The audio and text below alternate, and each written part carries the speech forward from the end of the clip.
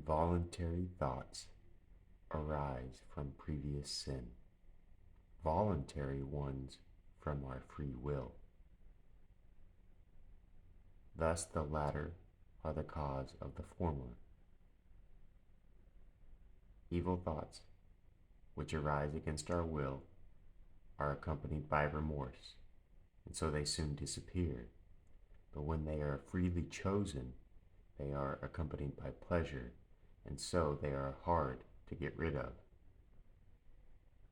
The self-indulgent are distressed by criticism and hardship, those who love God by praise and luxury.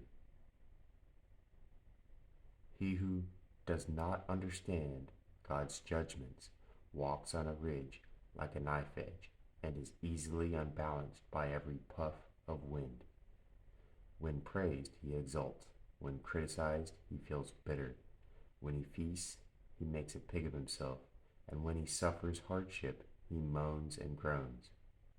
When he understands, he shows off, and when he does not understand, he pretends that he does. When rich, he is boastful, and when in poverty, he plays the hypocrite. Gorged, he grows brazen, and when he fasts, he becomes arrogant.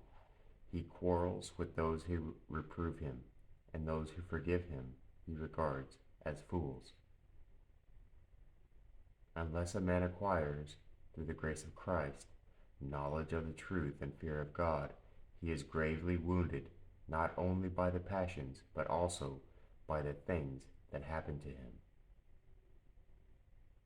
When you want to resolve a complex problem, seek God's will in the matter, and you will find a constructive solution. When something accords with God's will, all creation aids it, but when God rejects something, creation too opposes it. He who opposes unpleasant events opposes the command of God unwittingly, but when someone accepts them with real knowledge, he waits patiently for the Lord. Psalm chapter 27, verse 14. When tested by some trial, you should try to find out not why or through whom it came, but only how to endure it gratefully without distress or rancor. Another man's sin does not increase our own unless we ourselves embrace it by means of evil thoughts. If it is not easy to find anyone conforming to God's will who has not been put to the test, we ought to thank God for everything that happens to us. If Peter had not failed to catch anything during the night's fishing, Luke chapter 5 verse 5, he would not have caught anything during the day. And if Paul had not suffered physical blindness, Acts chapter 9 verse 8, he would not have been given spiritual sight. And if Stephen had not been slandered as a blasphemer, he would not have seen the heavens opened and have looked on God. Acts chapter 6 verse 15, chapter 7 verse 56. As work according to God is called virtue, no unexpected affliction is called a test. So unexpected affliction is called a test.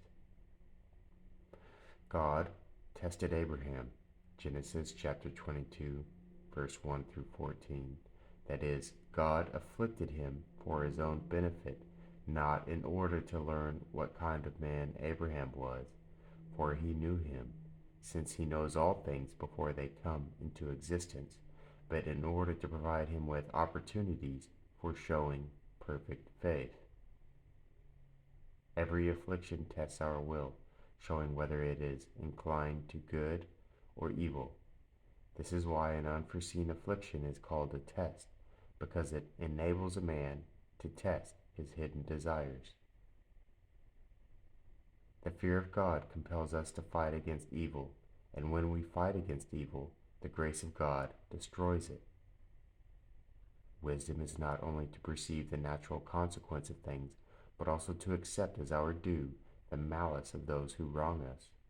People who go no further than the first kind of wisdom become proud, whereas those who attain the second become humble.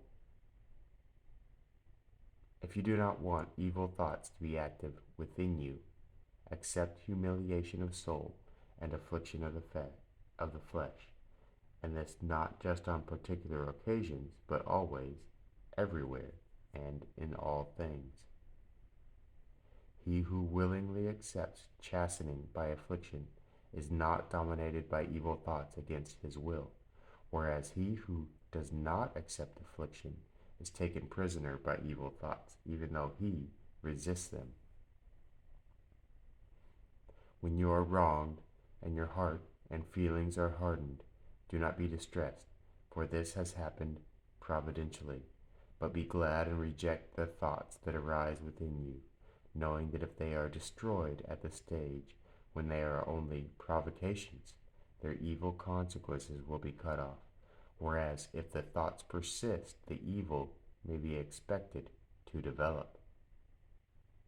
Without contrition of the heart, it is altogether impossible to rid ourselves of evil. Now the heart is made contrite by threefold self-control, in sleep, in food, and in bodily relaxation. For excess of these three things leads to self-indulgence, and this in turn makes us accept evil thoughts, and is opposed to prayer and to appropriate work. If it is your duty to give orders to your brethren, be mindful of your role, and when they contradict you, do not fail to tell them what is necessary. When they obey you, you will be rewarded because of their virtue, but when they disobey you, you will nonetheless forgive them, and will equally be rewarded by him who said, "Forgive, and it shall be forgiven you." Matthew chapter 6, verse 14.